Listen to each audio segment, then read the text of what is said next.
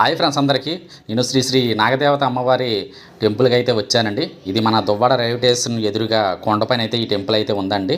నేను కూడా చాలా రోజుల నుంచి ఈ టెంపుల్కి వెళ్దాం అనుకుంటే ఎప్పుడు అవ్వలేదు.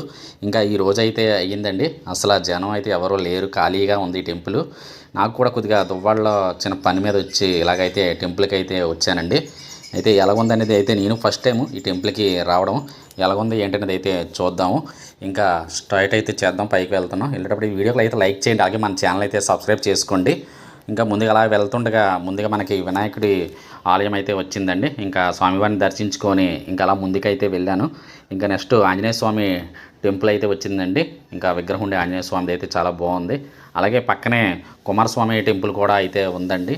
ఇంకా పక్కన అయ్యప్ప స్వామి టెంపుల్ కూడా ఉంది. చాలా బాగున్నాయండి టెంపుల్స్. కొద్దిగా చిన్నవైనా అయితే చాలా బాగున్నాయి ఇక్కడ వాతావరణానికి వాటికి. ఇంకా అలా ముందుకు వెళ్తే సాయిబాబా టెంపుల్ కూడా ఉంది. ఇక్కడ నుంచి అయితే చూశారు కదా, వాతావరణం అయితే చాలా బాగుంది. ఈ యొక్క నేచరు అంతా ప్రశాంతమైన వాతావరణం అయితే చాలా బాగుంది. ఇంకా అలా ముందుకు వెళ్ళగానే మనకి శివుడు పార్వతి టెంపుల్ కూడా అయితే ఉందండి.